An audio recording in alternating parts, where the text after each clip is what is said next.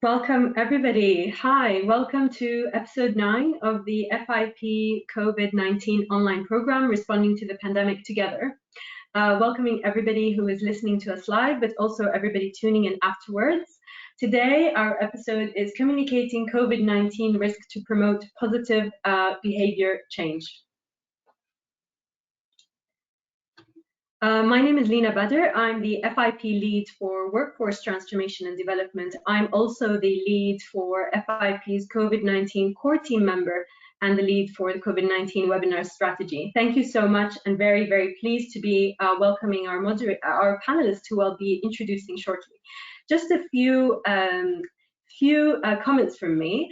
I'd like to welcome you again to this webinar series. Hopefully this is not your first. We've started this series in April, and it was in response, of course, to the global pandemic. And these events really aim to provide relevant information and interim guidelines. They also allow us to share and discuss strategies adopted by pharmacy leaders and workers, or describe a sector or area-specific implications, such as today we're looking at it from the psychology angle.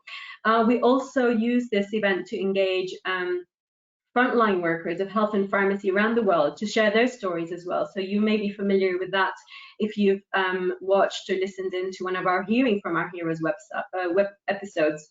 We also use these to discuss the implications of the pandemic on several issues such as safety, supply shortages, etc., and how the pandemic has impacted diseases and patients' management of them. We also use them to assess and discuss the evidence behind treatments as well. And we've done a couple of episodes already on treatments and guidelines, so we invite you to have a look at those. Just a quick request, if you'd like to share any of your ideas on webinar topics that you think we should feature, or if you'd like to share your story, your own story as a frontline health worker on how you're dealing with the pandemic, then please do get in touch and we'll make sure that we include you in one of our upcoming events. You can email me at lina@fip.org. I'd like to also use this opportunity to inform you about some important links and resources that FIP have developed.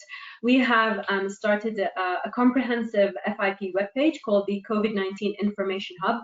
It contains all of our resources and outputs, as well as different guidelines and case examples of countries around the world, of our members all around the world.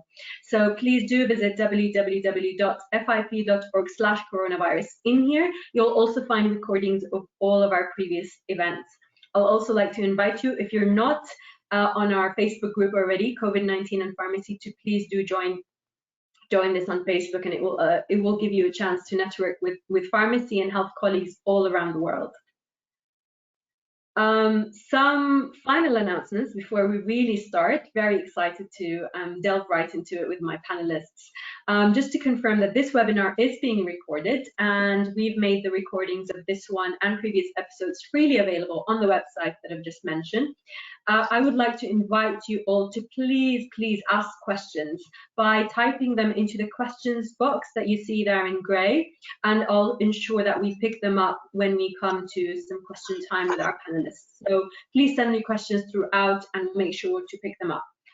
Finally, your feedback is welcome. If you have any feedback about this event, please email webinars@fip.org. I'm now pleased to start by welcoming my first speaker, panelist, Amy. Amy is a senior clinical academic at the School of Pharmacy at the University of Auckland and Auckland District Health Board, New Zealand. Amy has recently returned from New Zealand from a fellowship with the Centre of Behavioural Medicine, University College London. She has expertise in behavioural medicine, specifically in exploring factors that influence the behaviours of patients and pharmacists, and how to communicate information to people to motivate change. She is particularly interested in pharmacists' continuing professional development and is the global lead for workforce transformation for FIP and the professional development and research lead for the Commonwealth Pharmacists Association, CPA. She also provides consultancy to charities, medical research organizations, and non-government organizations, and has been involved in developing patient-centric programs in a variety of healthcare settings. Welcome, Amy, and really great to have you. Thank you, Lina. Great. I'll also introduce my second panelist, Leisha, because Amy and Leisha are going to have a nice double act of presenting to you. Dr. Leisha Duncan has a long-standing interest in behaviour change and experience working in both public and private sectors in New Zealand and Australia. Leisha has expertise in health behaviour change, particularly the development of behavioural adherence interventions and training health practitioners on how to facilitate behavior change and overcome resistance to change. Leisha is passionate about effective teaching and delivering engaging training, and does so for several large organizations. Leisha has been involved in several behavior change projects, including managing COVID-19 health anxiety, as well as people with cardiac conditions, human immunodeficiency virus, and diabetes. Before her current role, Leisha worked on the Habits National Science Challenge. In addition to her academic role at the University of Auckland, Leisha works clinically as a health and clinical psychologist. Welcome, Leisha. Very happy to have you. Thank you, Vida. Great. I will then now hand over to Amy, my colleague. Amy, over to you. Perfect. So thank you everybody for joining us from around the world across different time zones. So to recap, I'm doing this with Dr. Duncan, looking at the role of behavioural medicine in understanding, explaining COVID-19 health behaviours. Specifically, we'll be looking at the impact of risk communication on our pandemic response. And I think it's particularly topical as countries around the world are moving between different lockdown levels, and also thinking of how this might be impacting our behaviour. We'll also be looking at key behavioural principles that can be used to promote positive behaviour change during a crisis, but also thinking of how these principles can be applicable to outside a pandemic setting as well, and also applying these behaviour change principles to help people take appropriate action in response to COVID-19, but also other health emergencies.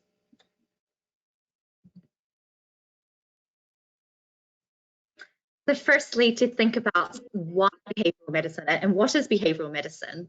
Well, human behaviour underpins all our actions. We think of behaviour as defined as a way a person thinks and acts, and we know behaviour plays a key role in our survival, both long and short-term health, as well as our emotional and physical well-being, and this is particularly true during the times of the COVID-19 pandemic. These behaviours result from a complex interplay of things like genetics and our upbringing and environments, but also some of these behaviours are learned and can vary from culture to culture as well. Understanding where behaviour comes from and the factors that drive behaviour allow us to change the behaviour. And there are things that we can do to modify behaviour. And understanding this is what is called behavioural medicine, specifically the science behind human behaviour and how it's relevant to health and illness. What's interesting is you'll find that understanding how behaviour impacts on our actions, you can do small changes that can actually ultimately impact how we act and the words we use, and you can see big impacts on health outcomes. So thinking a little bit about, sorry, moving on to the next slide.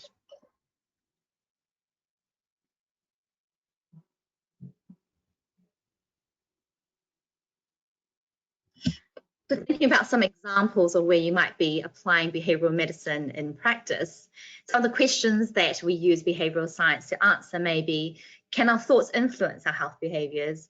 What influences people's decisions around healthcare and treatment? And why is it that different people react differently in different health conditions and illnesses? We've definitely seen that in the pandemic response, for example, some people have adhered strongly to hand washing and public health measures, whereas other people may not have reacted so positively in response to the public health measures. There's also different influences on whether people follow public health recommendations and also whether people take the medication or not as prescribed. And all of these questions are what we can apply behavioural science and behavioural medicine to answer these particular things. So focusing specifically now at the pandemic response, I think we can all agree around the world, we are in unprecedented times. And the success of all the strategy at the moment to contain and limit the spread and impact of COVID-19 ultimately comes down to the behaviours of individuals. How individuals will respond to this pandemic and whether we can win this fight against COVID-19 all depends solely on how individuals act. And in the absence of a vaccine and pharmacological treatment, we need to look at the social and behavioral sciences, which is why you've made an excellent choice today to join us on looking at how behavioral science can be used in your practice. We know these skills as well, beyond the pandemic, can be applied to other health conditions as well. For example, current and public health measures for smoking cessation or to improve medicine's adherence can also use these behaviour change principles that we will discuss.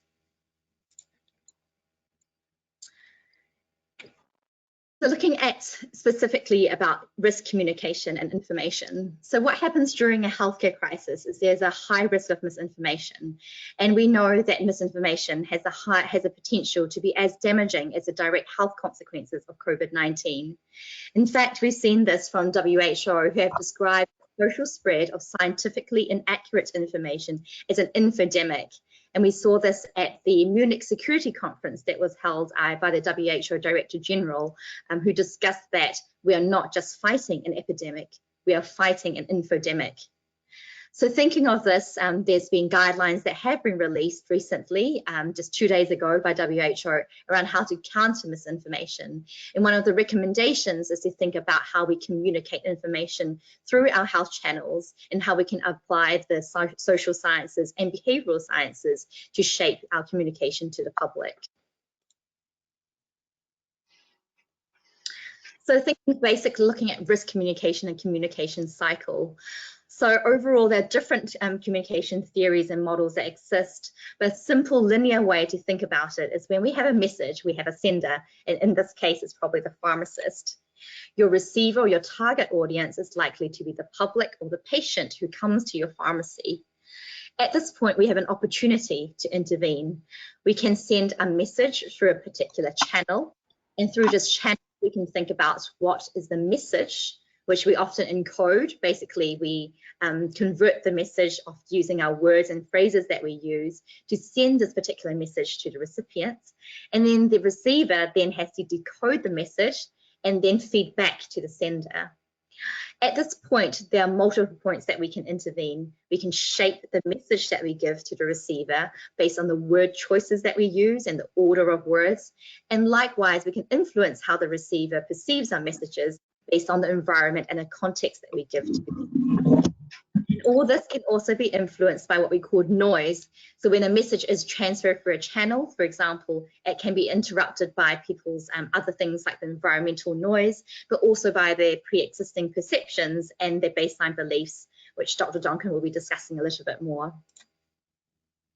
So understanding this communication brings us to why it's important to think about risk communication. So goal of risk communication ultimately is to be able to share information that is vital for saving lives, protecting health and minimizing harm to self and others, and to change beliefs or behavior. The WHO has released guidance on outbreak communication, and these were developed initially in response to the SARS outbreak in 2003. The basic guidelines from WHO talk about building trust, announcing the risk early to the public, being transparent about the risk, and also respecting public concerns and planning in advance. But we do need to also think about how risk is perceived, and the recent guidelines ask us to think about how the public perceive their risk, what's its initial perception, and also how we are communicating this particular risk to the public. There are differences, for example, between how we may perceive risk personally as health professionals and lay perceptions, and there is evidence to show that biomedical explanations are often not enough to motivate behaviour change, and there may be behaviour change communications that are grounded in social and behavioural sciences or effective in supporting more effective risk communication. So handing now over to Dr. Donkin. Okay, so I'm going to give you a very broad overview of behavioural medicine. You know, this is an area that people spend probably their life studying, and certainly in our department, 3 years of their education, specifically in postgraduate looking at behavioural medicine. So I'm going to talk about some of the theory briefly, but I'm happy to provide further references and reading if anyone is really keen to read some more. And then Amy's going to talk a bit more about the practicalities and what it might look like in your practice as a pharmacist. So just to give you an idea of some of the key concepts of behavioural medicine, here's a few of the common ones that you might have heard already. So the first one is operant conditioning, which is looking at what happens in the environment and how does it affect the behaviour. Does it increase or decrease the behaviour from happening? We have risk communication, like Amy has already spoken to. So looking at how do we communicate risk and are we doing this effectively? For example, putting images, cigarette packets we know doesn't affect everybody, and certainly it desensitizes some people as it moves them from becoming slightly anxious about smoking, anxious about the image, and so that is an effective way to communicate risk. So how do we think about doing that? We think about things about beliefs about medicines. So people, when they make a decision to take a medicine, they weigh it up between an analysis between what is the benefit of the medication versus what is the risk. And there's always this ongoing process of, do the benefits outweigh the risk? And this is dynamic and affected by the emotional state and the stresses a person's experiencing. We think about motivational interviewing, which many of you might have heard about, which is an interviewing style around how do we communicate with people. And how do we do this in a way where we meet the person where they're at and talk about what they want to and allow them to create an image. Theory of reason action, which is the theory around why do people do what they do, which has later been evolved into theory of planned behaviour, which is something we're going to talk about later on as well. Privacy and recency. People can only hold limited information in their head in terms of what you provide them. So the information you tell them first and the information you tell them last are going to be the things they're most likely to remember. So thinking about what do you position where in your discussion to ensure that people remember it? What are the key takeaways you want them to take? Things like classical conditioning. You know, you may have heard of Pavlov's dogs, but you know, are there things like once we see something, we have the urge to do something? So once someone who is a smoker who smokes in their car gets in their car and has the urge to smoke a cigarette, that's classical conditioning. Or seeing a sign for hand washing prompts you to remind you to wash your hands, that would be a form of conditioning as well as cued action. We think about illness perceptions, which are really key, and it's something we're going to talk about later on too, which is how does someone construct their own understanding of the illness and the treatment risks.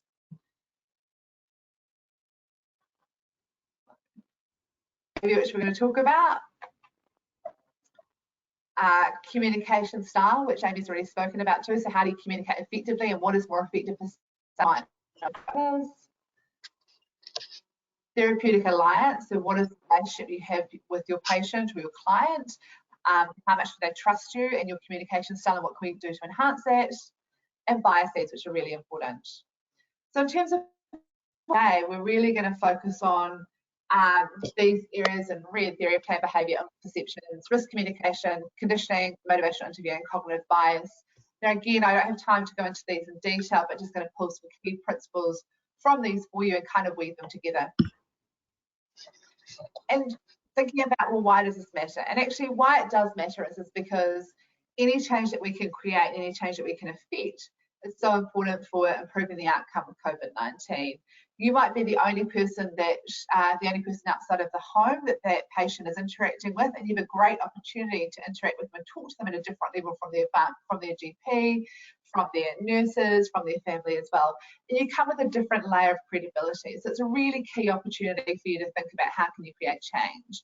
And creating one change is really significant. We have a great infographic which we can show you, but it won't load. We can send you a link for that. But think about it as if you alter the orbit of a satellite by 1 degree, that makes a massive difference from where that satellite ends up. So one small change can make a massive difference for that person's health, but also for the health of their community as well. So theory of planned behaviour. So this is one of the models that's commonly used in health psychology. And what we know from it is it has a better prediction of behaviour than the health beliefs model or the theory of reasoned action. What it says is that as individuals, we hold attitudes about behaviours, and our attitudes are really around, is this behaviour helpful, and is it likely to lead to an outcome that I want? That's affected by and affects our subjective norms. So what we're thinking about is that how does this behaviour look in the context of who I live with? Does this make sense to the people that are important to me, and do they value this behaviour too? And the last one is our perceived behavioural control. So do we feel like we can do this behaviour? Do we have the means to do it? Do we understand and we feel efficacious enough to do this? And these three factors lead to our intention. So if we feel like the behaviour is positive, so if hand washing is positive, if those around us are doing it and people we see as important or people we look up to are doing it, and we feel like it's something we can do, we're probably going to have the intention that we are going to engage in hand washing, which then increases the chance of the behaviour occurring. If you have very low or no intention, you are unlikely to engage in a behaviour. So seeking that intention is really important to be able to create change. So understanding where your patient comes from in terms of the things that can enhance their control or improve their attitudes is really important for improving outcomes in terms of COVID-19. One of the other things that's really crucial around risk communication and improving adherence is illness perceptions. Now, this goes quite nicely with beliefs about medicines, but what this looks at is how does this person understand the illness that they're being treated for, or that they might catch, or give to other people. What we're looking at is, does this person believe, first and foremost, is what do they think is the cause of this illness? Now, I'm not sure how it is in the rest of the world, but there's quite a body of people here reporting that COVID-19 is caused by the rollout of the 5G telephone network. Now, so if they believe that it's caused by 5G, they're unlikely to engage in hand washing and using PPE, right? So their cause is quite different from what their treatment outcomes are. So where our cause beliefs mismatch our health professionals, we are unlikely to follow recommendations. Likewise, if we think that treatment is going to be staring at the moonlight and, dietary change, and our pharmacist doesn't listen to us with that, we are unlikely to follow their recommendations. So one of the important parts of being able to communicate effectively with people and help them understand risk and create behaviour change is understanding what place they're coming from.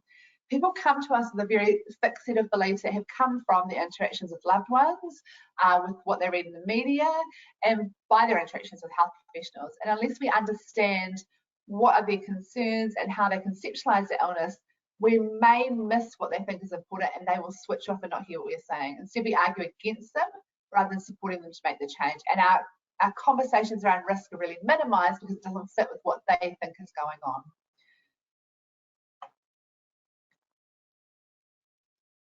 One of the other things that really comes into play is the principles of behaviourism. Now, there are 4 principles of behaviourism. We're only going to focus on 3 today, and that we're dependent environment that we're in.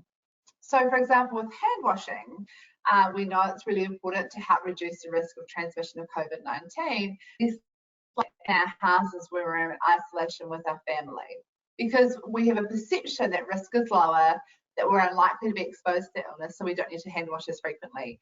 However, if we're out in the community, where we might increase our frequency and change our intention as a result of that. So first and foremost, environment is important. So thinking about what are the cues in the immediate environment that tell a person to engage in health protective behaviours in terms of COVID-19, and also to convey risk. We also know that we are more likely or less likely to engage in a behaviour depending on what happens immediately after we do the behaviour. So if something is positively reinforced, we are much more likely to do it. And if it's punished, we're less likely to do it. So for example, on a simple level, if you have a dog and you tell a dog to sit and you give it a treat, that's positive reinforcement, they're much more likely to sit next time you ask them to do that. But if you yell at someone for doing a behaviour, they are less likely to do it. And we also know that positive reinforcement, so any form of reinforcement of positive, is much more effective than punishing a behaviour too. So thinking about how do we reinforce people in our environment for doing the right things. And this could be as simple as smiling at someone or acknowledging what they're doing or thanking them for doing it. And, that might seem like a really small behaviour change, but it can be really effective, particularly if you've got a good alliance and they respect you in the community. So, positive reinforcement versus polite disapproval can be really effective at shifting behaviour.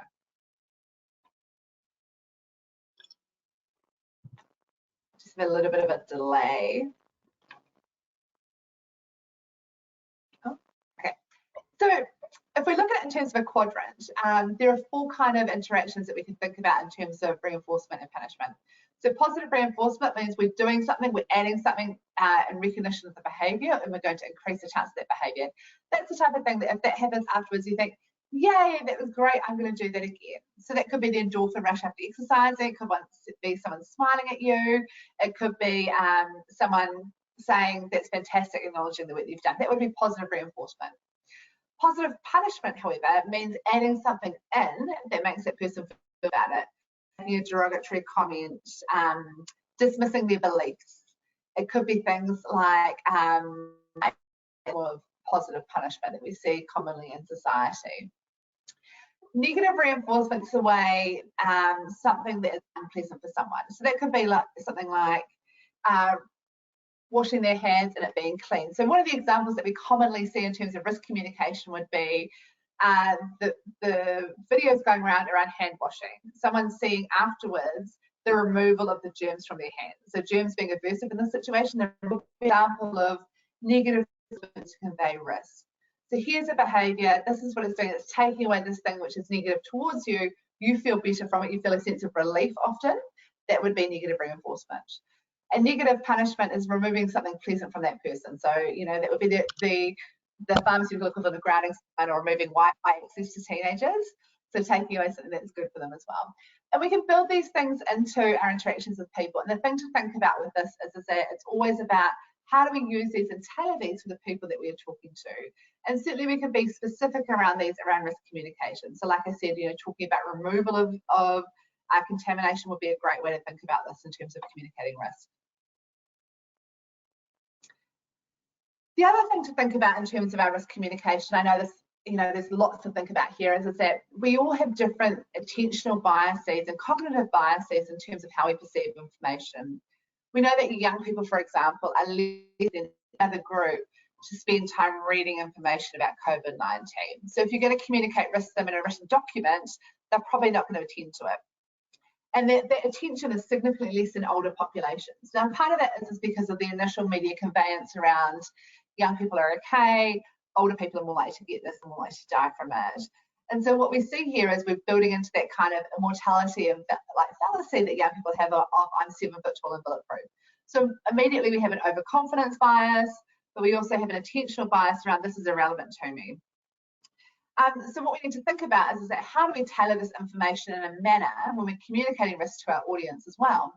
So for example, we know that young people who have grown up as digital natives, so born from 1980 and later and grown up with internet and social media, are much more likely to read 3 one-line status updates than they are to read 1 3-line status update. So the same level of text, but it feels like it's too long. So when we're trying to communicate risk to young people, punchy and short and brief information, they like time to process it. And I know that these are generalisation, that there is obviously some variability in this. We also know that for across populations, communication of risk is much visual. So bright visual colours, less text, very much see it and grab it is a much better way to convey risk. And we know that for the layperson, when we're talking about risk and communicating risk, particularly in an infographic, things like absolute risk, so 1 in people, so 1 person in your family is likely to get this if we do this, or if we don't do this, is much better than thinking about a relative risk such as percentages or intention to treat kind of reporting, because people don't understand that if they're not immersed in the world of stats and pharmacology and medicine day to day. So we need to think about how are we conveying this information in a way that's helpful for people day to day and is their common language. So really just to make it feel overly complicated when it's not, but I'm just trying to present lots of kind of things to think about for you, because you'll find one that resonates better with you and that one will work for you. You don't have to be doing all of these, as I said. So we have the theory of plain behaviour, which looks like this. But in reality, what we also see is that operant conditioning plays into this. So once we do the behaviour after we have the intention, whether that's reinforced or punished, then will influence what is perceived to be subjective norms. So there's a feedback loop here. So there's many opportunities within the cycle where we could intervene and provide opportunities to communicate risk. So one is about positive and reinforcement and punishment. Others are things like modelling. So making sure that there is a bit of a production around washing hands. You know, if you've got children in your environment, doing that with them and teach them about that's really important in a way that isn't going to create their anxiety and paralyse them because they're too anxious. So again, modelling will affect social norms. We have things like illness perceptions. So understanding someone's illness perceptions and being able to convey information along those lines is going to enhance their perceived behaviour control. So if you understand where they're coming from and can talk about it in their terms, they are much more likely to think that they can have control and may create positive change as a result of that. And the other thing is visual cues. So, you know, we're thinking about this and we're thinking about biases and people switching off to information and information overload. How do we create cues in the environment that are going to remind people to do the things that they need to do, particularly when they're busy, right? Many people have attention, but they get distracted by other things in the environment. Their attention goes wandering, and having those cues to pull them back is really important as well. And that would pull in those principles of classical conditioning. So some ways that we can create change and some simple ways sort of day to day in pharmacy are making sure that there's simple bright cues available.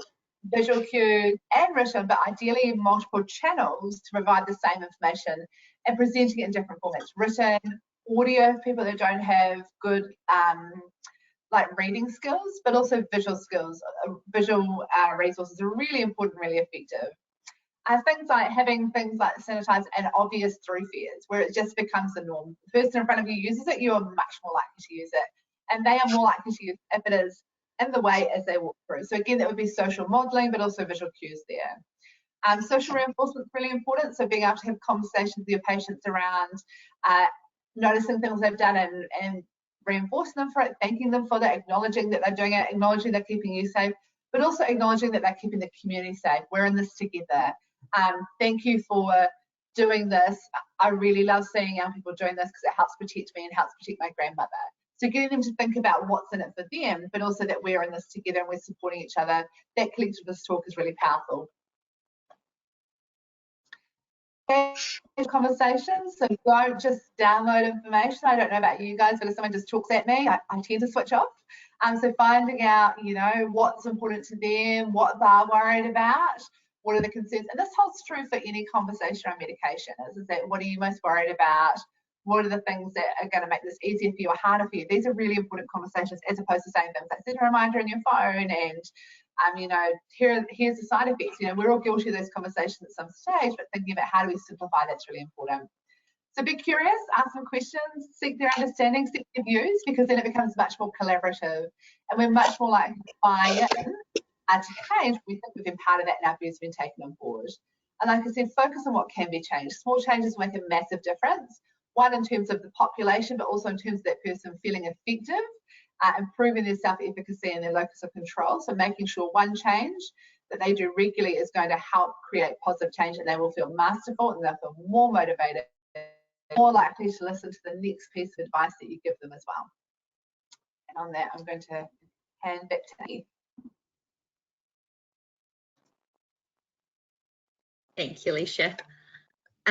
So with that in mind, I guess we just wanted to think about reflecting on our practice, why pharmacy is a particularly well place to respond to the pandemic. Maybe preaching to the converted, but it's a good reminder for all of us that in lockdown, pharmacies are one of the few places that remain accessible to the public. And there are many responsibilities and benefits that we can, in our roles that we play in our society. Indeed, we can alleviate burden on the health system. And pharmacies are also widely distributed and accessible, and much more so in some countries than supermarkets, banks, and medical centres. In many countries, such as in Italy, pharmacies were often the frontline health professional that most of the community sought health advice from.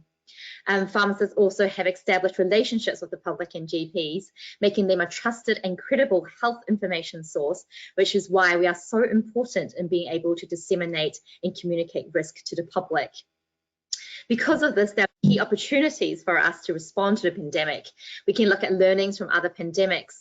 For example, we know in the H1N1 pandemic, the H1N1 swine flu, simulation found that community pharmacies, if they were trained in administering vaccine doses, could reduce the time to achieve 80% coverage of at the population level of vaccination coverage compared to if community pharmacies were not involved. They often also have key roles in communicating risk, and as I said, other extended roles as well in supporting the pandemic response. And actually, if we look at the literature, what we find is there was a study that looked at the different roles that pharmacists could play at the 4 stages of a pandemic. So during a disaster management or during pandemic, there are 4 phases that we go through. The first is prevention, so looking at measures that we can use to reduce the health risk to the public. Secondly, we think about measures to prepare, so to make sure that we can respond in an effective and timely manner. The actual response, which is looking at the immediate action in response to the pandemic. And lastly, the 4th phase is recovery, which is measures to return to normal activity post-pandemic. What we found in this particular study that was done in Australia was found that pharmacists' roles during disaster management could fit across all 4 stages of a pandemic response, and that out of the 46 possible roles that people can play in a disaster management, pharmacists were able to complete and take part in 43 of the 46 roles. So that we were definitely very well placed to be able to support this response. Also, there's been, there was literature that looked at the frontline pandemic response in COVID-19, and one of the recommendations from this particular piece that was done in Ireland and in the UK found that in the absence of a vaccine or other treatment for COVID-19, look at the pharmacy setting and responses in China following the immediate outbreak, found that community pharmacists had played a key role in public health advice and also education on personal and environmental hygiene, as well as appropriate referral in case of suspected symptoms as well and suspected cases. So that is definitely key, and when opportunities where we can apply some of those behaviours that Leisha discussed. You can also find in the FIP documents as well, where they have released a FIP health advisory on particular responses that pharmacists can take in response to a pandemic. So Indeed is saying that every contact counts, and that's not just in terms of because of the spread of disease, but every contact also counts because it's an opportunity to apply behavioural medicine into practice. So, for example, one of the recommendations from the paper that I talked about from the UK, where there are different stages at which a pharmacist can play different roles during the pandemic response. One of them is looking at providing factual and reliable information. An example where you maybe use some of those behavioural science principles is you look at illness perceptions to address fear, anxiety and stigma. So thinking about, as Leisha said, where the individual comes from and then tailoring that information to that particular individual. Another example where we may be able to apply behavioural medicine is on educating the public, for example, on infection control. And when you educate the public on infection control, we can think about behavioural principles such as tailoring, and also using that theory of planned behaviour to think about modelling, as well as positive and negative reinforcement on adherence to infection control and preventative measures. And a final example we maybe look at is looking at the response and the recovery phase. So a key part is looking at the continued supply of over-the-counter and prescription medications. And again, we can think about using the theory of planned behaviour, as well as looking at illness perceptions to reduce unwanted behaviour, such as preventing stockpiling of medications. So looking at this, I think we provided an overview of how those behaviour change principles can be applied, both in a one-on-one interaction, for example, in our daily interactions, but also pharmacists as community health providers to support population-based initiatives as well. So to that end, we can think about our response at an individual level, as well as at a population level in terms of education. And this brings us nicely to look at some of the tools that might be available to support this behaviour change. The WHO have released some information about the key kind of 5 behaviours that we should be promoting in response to a pandemic. And this is actually applicable to all types of infectious respiratory conditions, including hand hygiene, thinking about general hygiene and coughing and covering your face after coughing and sneezing, maintaining social distancing and avoiding touching your eyes, nose and mouth. There is, for example, online tools. There is a COVID-19 risk tool that's being released next week, which the public can use to complete, to look at their risk in terms of their behaviours, safety estimate at the end, where then look at the risk of transmitting or contracting COVID-19. These examples where we can use these tools in our practice to support behaviour change. So before we hand over to Karina, we're going to think about, I urge you to think about your practice, to think of examples where you've been able to help support public health measures to contain COVID-19 and limit the transmission, but also thinking about some of the things that we did do when the pandemic first started. What did you do in your pharmacy practice in response to the pandemic? What worked and what didn't work? In other places that you could apply some of the principles that you've learned today to improve your practice. Over to Karina. Thank you for that, Amy. Thank you very much, Amy and Alicia. I think that was really important because often on the front line in practice, we don't really think about the science, the behavior and psychology behind everything. And I think that was great to get a basic understanding of behavioral science from Alicia and then a framing from Amy on how that really applies in practice. And I think we'll talk a little bit more about that and actual top tips later in the questions. But I'm now also really pleased to welcome our final panelist, Karina from Argentina, who's going to really tell us about her experiences on the ground on working with patients during the pandemic and how it's been for her in terms of trying to encourage positive behavior. Let me introduce Karina and then we'll hand over to her. Dr. Karina Vettier was born in Buenos Aires. She studied pharmacy and was awarded her PhD from the Faculty of Pharmacy at the University of Buenos Aires, Argentina. Additionally, she has acquired the license to practice as a pharmacist in Germany. She has worked in public pharmacies in Argentina and Germany, and has also spent a considerable number of years in drug licensing. In 2002, her main professional focus shifted to her work with Pharmacists Without Borders Germany. As such, she has established and managed 2 pharmacies serving 30,000 people in the slums of Buenos Aires. She is the head of development and training at PSF. In this capacity, she is responsible for the training of all volunteer pharmacists and the education of local health personnel. She is the author of the manual for the Interagency Emergency Health Kit, Medicines Used in Disasters. In 2018, she received the Else Kroner Fresenius Award for Development Cooperation in Medicine. The prize of €100,000 acknowledges projects for the improvement of healthcare in developing countries, which are characterized by an extraordinary and sustainable commitment to sick and needy people. Karina, we're very pleased to welcome you today. We can't wait to hear what you have to tell us. I'll hand over to you for now and we'll pick up the conversation afterwards. Thank you, Lina, and hello, everybody. I work for Pharmacists Without Borders in the slums of Buenos Aires, and Argentina faces bankruptcy again. Poverty may reach 50% this year, so everything is very difficult here. We didn't need COVID-19. Because of COVID-19, the Argentine government has given a stay-at-home order on March the 20th. That order is very hard to comply within the context of the slums. Slum dwellers live in unhealthy places. As you see, they have very, very small rooms, and the word cave would describe them better.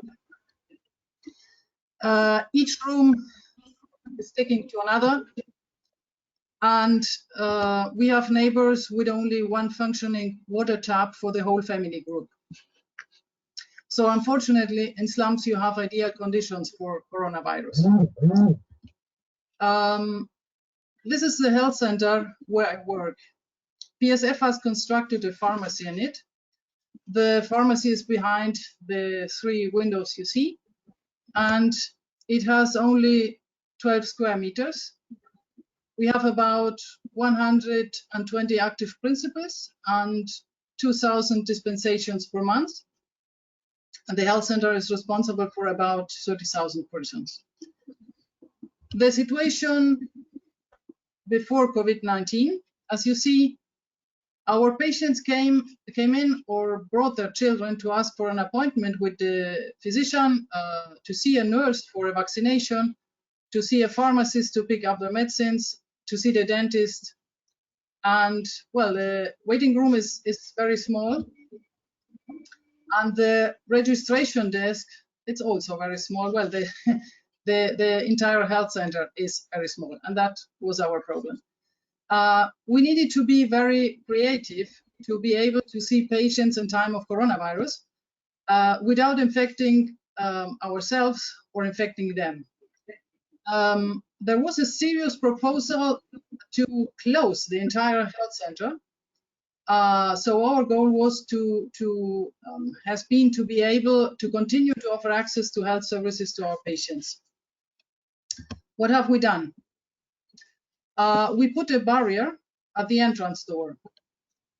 Our patients are now asked to wait outside. One employee works outside explaining the new rules to them. There is a line for the pharmacy, a line for the entrance door, and the patients were giving slips of paper with the phone and the WhatsApp number of the health center, as well as the advice: please don't come, call us first. If you need information, give us a call. Don't come in person. Another employee is working for the triage at the entrance door. You are allowed to come inside one at a time in case of an emergency, in case of all non-COVID-19 health problems. You may come in for vaccination, to pick up milk powder for undernourished children, to see the dentist. Another slide of our dentist. And you will not come in if you have COVID-19 symptoms like fever or dry cough. Patients with typical symptoms need to go or will be transferred to another health center 1.5 kilometers away from ours, because we have divided all the health centers of the district in COVID-19 and non-COVID-19 health centers. Suspects will need to go to special places to be tested, and they will wait in a specific shelter with single rooms until they get the result of their test, because isolation is not possible in slums. That's our problem. We have had a few suspects. For such cases, we have N95 respirators, 4 or 5 pieces only, but okay. And sadly, we have lost our first patient. One of our patients died last week of COVID-19. She has had diabetes and asthma. For the preliminary screening at the entrance door without direct contact, usually maintaining a 1 meter distance should be sufficient and no PPE would be required. But sometimes our patients don't stop. They don't respect the distance. They try to come near. Well, we are Latin Americans. We like to touch, to kiss, to hug persons. So that's why we use medical masks and sometimes face shields to work at the entrance. Argentinians have started to greet themselves bumping elbows, but that's also not very good. But it is very, very difficult to change habits. First, patients with respiratory diseases but no fever, the temperature will be controlled by a nurse at the entrance, will be seen by a physician in a small consulting room with good ventilation in the proximity of the entrance, because we want to prevent that these patients walk through the whole health center. That physician will wear personal protective equipment and dress before the patient is allowed to come in. The patient will get a medical mask. In this case, the mother brought one, but if they don't have a mask, they will get one from the employee at the entrance. A pharmacist, that's my hand, or a nurse will pass over the prescribed medicines, maintaining distance and wearing medical mask and face shield. And well, we have restricted the number of patients, and that's good for the fight against COVID-19. But we are afraid that all the patients with other diseases are now being forgotten. We are working hard for them at the pharmacy, because all the patients with chronic diseases, they continue to visit us to pick up their monthly needed medicines, but they don't see physicians. They are not able to get a control appointment. All the appointments have been cancelled, but they are able to see the pharmacist. So we are very important in this situation. At the pharmacy, we have a big advantage, because as the pharmacy is so small, our patients are used to wait outside. They never come in. At the windows, we have attached a plastic sheet, and we are all working with medical masks and face shields. That's my team. It is difficult to work with them. We need to speak more loudly. We need to check if our patients did understand everything. But well, we don't have a choice. We have alcohol-based hand wrap, and also the possibility to wash our hands and with soap and water, to do that very frequently. That's not to be taken for granted in slums. You don't have enough water in the slums. The health team knows that maintaining social distance is important for everyone. Maintain distance to the patient, but maintain distance also to the colleagues. I've trained our employees to avoid touching their eyes, nose, and mouth. We have all practiced respiratory hygiene by coughing or sneezing into the bent elbow or into the shoulder. And I showed employees and patients how a hypothetical virus, what you see is colored sand pegged to my hand with Vaseline, how this hypothetical virus passes from one hand, the hand in which you have sneezed, to another hand, the hand you will shake, for example, to explain the importance of hand hygiene. Yeah, you see, the virus is now spread on both ends. These explanations are better than flyers because our patients don't read well. They have visited a primary school, perhaps, but well, they are not good with long texts. And with that, I finish. Our patients are trying to protect themselves. They are trying to protect their children, and we are taking care of them and taking care of ourselves, because we want we need a functioning health center for these slum patients. Yeah, thank you very much. And questions are welcome, and my email is there for any written question. Thank you very much, Karina. That was really, really great to see all these real and raw images. And I think I'm really now looking forward to the discussion among us and see what questions we're getting from the audience and try and frame some of the things we've seen in your images from Buenos Aires into behavioral psychology. So if I may start with a question, because I'm very now curious to, and we'll talk to all of you, but I want to go back to Lisha. And Lisha, you know, it's difficult enough already to affect positive behavioral change. And we've seen the barriers, you've explained, you've gone through them. And we're already living through a pandemic, but then adding on top of that a low resource setting. From a clinical psychology point of view, you know, what kind of implications does that have on behavioral change?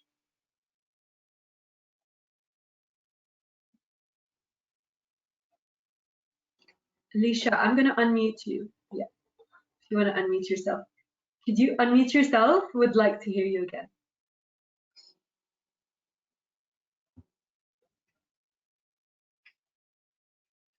No.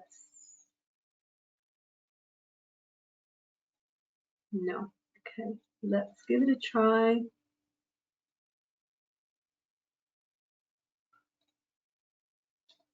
It says, sorry, it says self-muted. Are you trying to click the button? It's not working? No. I think my colleague Mila will try and help out with that, and we'll come back to you in a moment. I think maybe Amy, from a pharmacy perspective, and you've given some tips on how pharmacists can really use that. And I think maybe I'd like to ask you, after having screened some of these images, I'm sure lots of ideas ran through your mind in terms of what kind of things they've done, Karina's led to affect positive behavior change. Can you tell us some examples you've seen in some of these images? Yes, definitely. What's interesting to make that point is actually a lot of you, I want to acknowledge, are probably doing a fantastic response already in response to the pandemic. And you may probably be practicing and applying a lot of those behavioral principles already. But what we try and do is try and get you to proactively think how else you may be able to use these principles in your practice. So one of the examples I saw with Karina, for example, was trying to get the social distancing between patients. And you might have seen this already in some of your pharmacies where you have markers, and that's the application of what Lisha was saying, the application of social or visual cues to support social distancing. So having markers on the ground, having appropriate signage as well as a visual cue. is to apply some of those particular principles. I think Karina also talked about how she had a colleague giving out the WhatsApp number beforehand. So again, that's using like an in-person components and using that tailoring to see like the people who already turned up.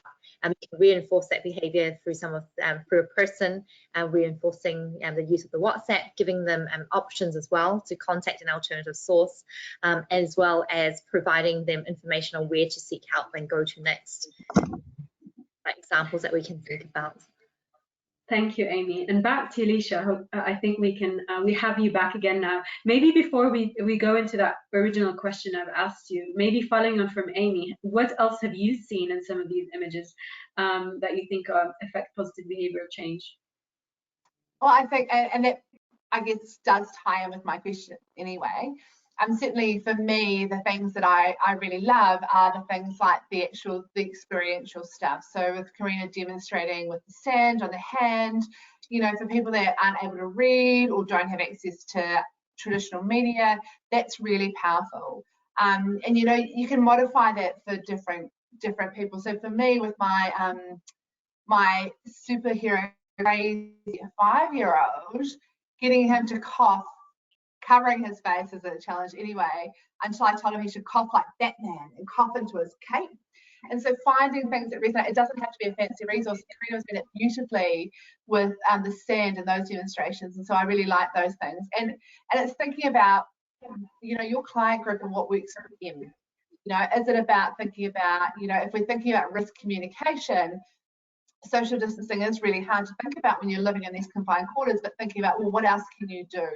Because if you're telling people the thing that works for social distancing in confined quarters, and they're going to say, well, there's nothing else that I can do with it, one of the other things that they are able to do, so finding those small things that you can do, and Karina looked like she was your population really well, was thinking about how to do that and problem solve that. That's really important.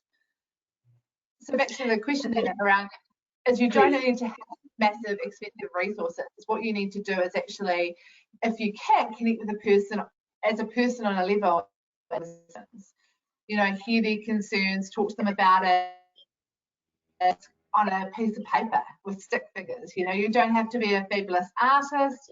You can draw that and say, you know, this is one person and this is I'm doing this, and if you stop doing this, then this is what happens. Like, you know, crossing out lines in a chart, and again, that link we were going to send through would be a great way to demonstrate that. So it doesn't have to be sophisticated. And actually, what happens, I think, is when we make sophisticated resources, people lose them many times in awe of the technology, and sometimes simple is better. Have the conversations, find the visual ways to do it, get people to move around, you know, standing in terms of risks and thinking about that stuff is really important. So just be creative. It doesn't have to be expensive. Thank you for that, Alicia. And Karina, I think you mentioned that there were some particular challenges, especially when the measures that you are advising patients on sort of goes against cultural norms. And you mentioned something about the society in Argentina being very used to hugging and touching and generally very loving. And I just wonder, how did you overcome some of these issues? It probably took a little bit extra effort. Could you tell us about this and maybe some of the biggest challenges you faced? Yeah, patients, we all are suffering that distance because they at the beginning they didn't want to accept no kiss in the morning, and one thing is your patient, another thing is your colleague. They maintain distance with the patients, but not with the colleagues. We drink, for example, mate tea. That's a custom in Argentina. And I have the recipient with me.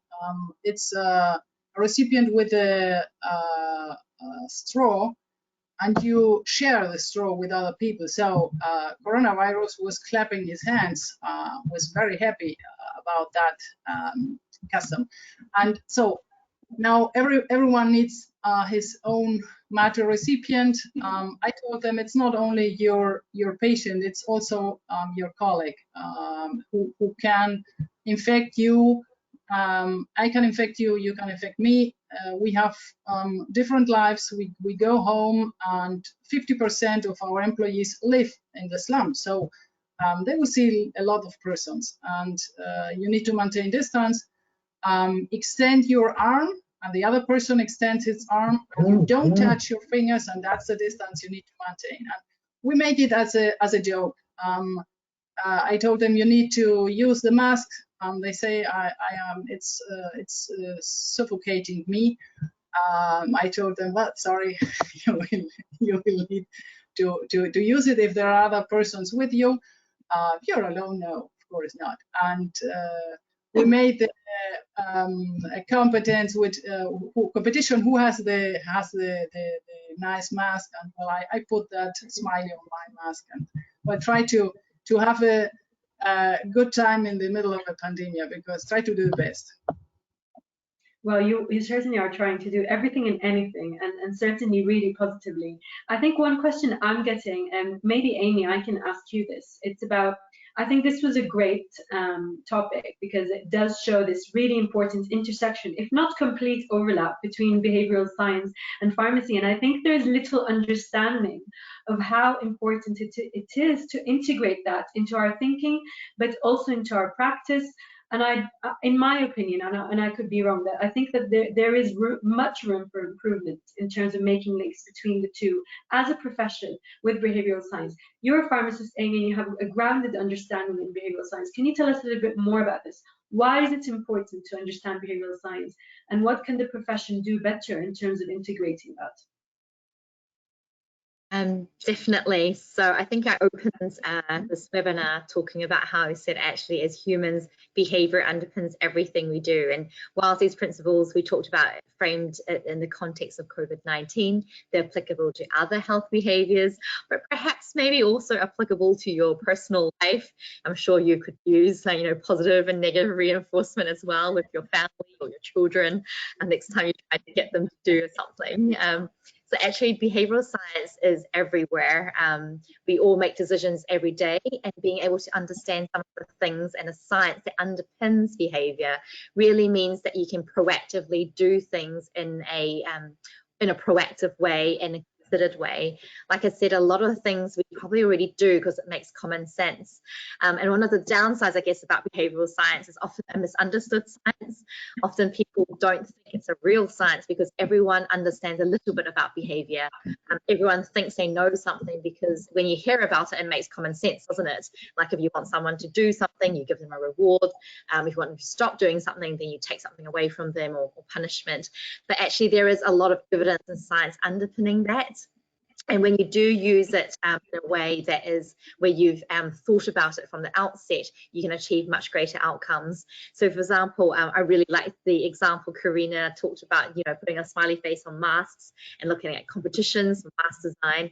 And again, that's applying some of those behavioural change principles about things like social norms, making it acceptable if everyone is wearing a mask, making it fun, so some of the positive reinforcement as well, linking it as well to something that's already acceptable. So a smile already generates a lot of positive emotions. So if you're linking that with another behavior that generates a similar feeling, again, that's something else you can do. As Leisha also mentioned, a whole wealth of information. We've only had 10 minutes each to touch on some of the key principles. If this is something you're interested in, there is much more you can learn about how you can apply the science into your practice to benefit the public, but also maybe yourself as well. Thank you for that, Amy. And maybe Leisha, just following on from that, as a clinical psychologist, and we're not just talking about pharmacy here, but healthcare professions in general, where do you see that in terms of the intersection? How can this be improved?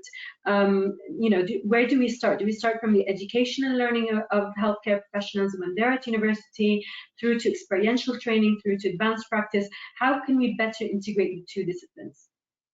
I mean, I think we already do this in some level, which kind of harks back to Amy's point around people feel like they already know a bit of this and it's a bit of a soft science. But, to me, any effective healthcare professional engages in reflective practice. What did I do well? What happened when I did that? What would I do differently? Which is effectively looking at behaviorism, right, in terms of what was the consequence of my actions. And so I think it's right from the start of it, getting trainee undergraduates to do critically reflect on their work, to engage in experiential learning, to take videos and review your practice, to think about that, but also to encourage people to read widely. And part of that is also around ensuring there is good intercepting corroborations between disciplines so that people are speaking the same language as well. So, you know, behavioural psychology is quite different from, it can be different from behaviour medicine. So ensuring the language is the same and so people don't get mixed messages is really important too. And so I think it's about making it, the theory applicable as well. So there's kind of multi-level. So let's make it practical. Let's start from the start. Let's engage it in our practice and use supervision or reflective practice is a really important part of what we do, because actually in order to be able to change our behaviour, effective or have control in changing our behaviour, we need to reflect on what we do. Otherwise the environment will shape our behaviour anyway ourselves. But if we want to be more considered in that, we need to spend the time reflecting on what we do. Thank you. And I have a question here from Deidre, and I think maybe I'll direct that to you, Leisha, again, is about actually, you know, obviously we're dealing with a pandemic. This inherently means we do need to cover ourselves. We do need to cover our mouths. There's a lot of our body that is covered. Does this impact sort of body language and the way we get the messages and communications through that we so desperately also need? Absolutely. So, you know, I don't know any, well, there's very few cultures that say we're covering your mouth in front of someone is considered to be like socially rapport building. You know, often it's associated with trying to hide things, and so that immediately puts people on guard. And I know that when I've worked in respiratory wards with TB patients, we gowned up, rapport's always so different, right? And you move and you wrestle and you are self-conscious. And we know that when we wear PPE or when we encourage people not to touch their faces, actually what we see is we increase the incidence of face touching. And so we're making people self-conscious about their behaviours and their interactions. They are wearing masks as well. Now, obviously there are cultures where covering the face is more acceptable than not covering your face. But we need to think about what is the implication. And like Karina said, you know, in South America, you know, hugging and kissing, you know, personal space is quite different from other countries. And other countries where you need to give, like Norway and the Scandinavian countries, you would never do that to someone that you didn't know or barely knew. And so we need to think about those cultural impacts as well.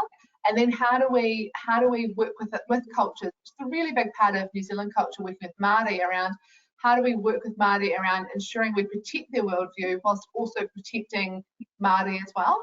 And I think that's worldwide, is thinking about what do we do? And I guess for me, if everybody is doing it, it's less damaging to the rapport and the relationship than if only one or two people are doing that. You know, like if your normal is seeing everybody with face masks on, you don't take that personally, but if someone comes to see you and they're wearing a face mask and no one else ever does that, then you think, and so then we flip into our biases around what does that mean and how are they perceived. The least anxiety provoking it's going to be in terms of interactions. Thank you for that, Leisha. And I think if we could do a round through all of you and talk about top tips, but from each of your backgrounds and sort of expert areas. Karina, you know, you're working on the ground. You're also working with Pharmacists Without Borders.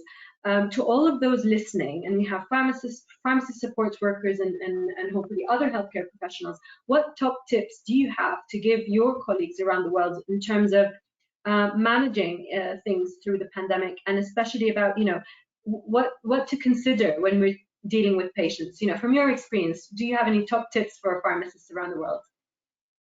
I told everybody, the virus wants to move from one phase to another phase.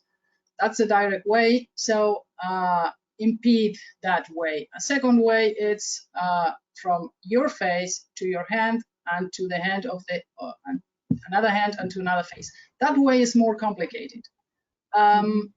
The direct way, you need to impede this way and this face, hand, face way. The cleaning of all your clothes, of your shoes, of all the shopping bags, etc., will keep your attention on the wrong on the wrong item. So consider the important way of infection and put all your attention on that way. That's the thing I told my patients, my colleagues, etc., because they start to explain you how they are using sodium hypochlorite to disinfect the shopping bags and taking off all the clothes and showering, etc. Forget it. Take care of your face and your hands. That's important message. You can count the times you touch your face. I didn't. I put my hand on the desk and I left them there. I didn't touch my.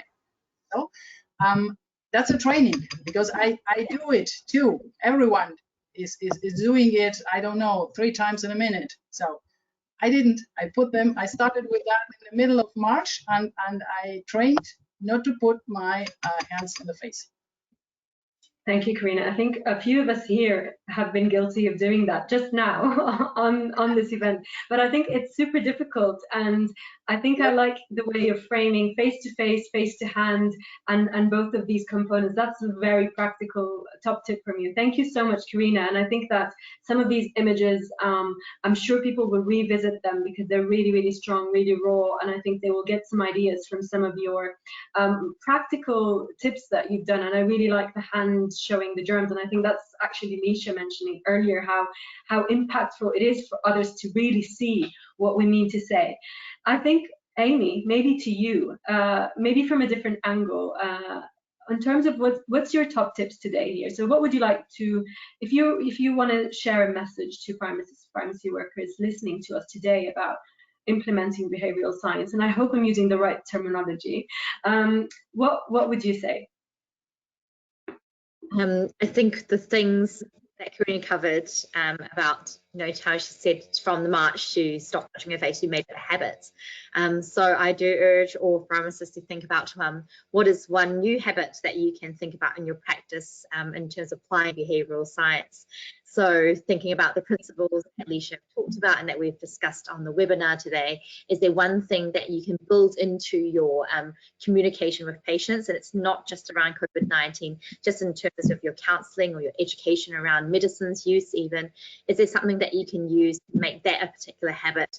For example, it could be reflecting and thinking, one of the first things we can do is asking where the patient is coming from and looking at their baseline to look at their baseline perceptions. So perhaps the habit change may be to open all your education sessions with thinking about or asking the patient where they're coming from and what their baseline views are about the particular condition they're coming to see the pharmacist about.